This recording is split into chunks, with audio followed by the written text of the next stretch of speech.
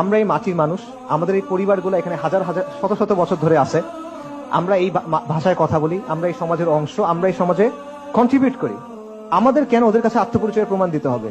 আমাদের কেন ওদের কাছে গিয়ে পরীক্ষা দিতে হবে? ওদের কাছে ভাইবা দিব কেন আমি? ওরা কে? কারো খেয়াল খুশির জন্য তো আমরা আমাদের দিনকে বদলাবো না। কোন জমিদারের আদেশ মতো তো আমার নিজেকে বাঙালি প্রমাণ করার দরকার নাই, আমার নিজেকে ভালো মুসলিম প্রমাণ করার দরকার নাই। আমি একজনের কাছে জবাবদিহি করবো। ওরা কে? ওর কাছে আমার পাত্তা দেওয়ার কি আছে? আসলে কারো কথা শোনার টাইম নেই এত।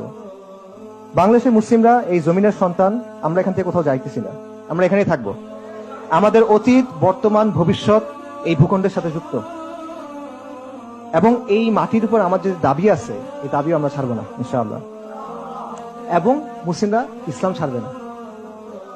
আমরা গুনাহগার হইতে পারি, আমরা নাফরমান হইতে পারি, আমাদের মধ্যে নিফাক থাকতে পারে, আমাদের মধ্যে ফাহিশ থাকতে পারে, অনেক কিছু থাকতে পারে, আমরা পারফেক্ট না, আমরা অনেক খারাপ বান্দা, আল্লাহ নাফরমান বান্দা, কিন্তু আমরা ইসলাম কখনো ছাড়বো না ইনশাআল্লাহ। আমরা শরিয়া কখনো ছাড়বো না। এবং এটা শাহজালালের মাটি, এটা তিতুমিরের মাটি, এটা হাজী শরীয়তুল্লাহর মাটি। এই মাটি আমি ছেড়ে কই যাবো? কারো যাইতে হলে অন্যরা যাবে, আমরা যাওয়ার কিছু নাই। এটা আমাদের মাটি ছিল, এটা আমাদের মাটি থাকবে। এই জমিনে শত শত বছর ধরে মুসলিমদের শাসন ছিল, সমৃদ্ধ শাসন। একসময় বাংলা ছিল পুরো ওয়ার্ল্ডের একটা হাব, এবং আগ্রাসী শত্রু এবং শোষণের বিরুদ্ধে বারবার রক্ত দিছি আমরা। এবং উম্মার মধ্যে এখনো পর্যন্ত সবচেয়ে বড় এথনিক গ্রুপগুলোর লিস্ট করে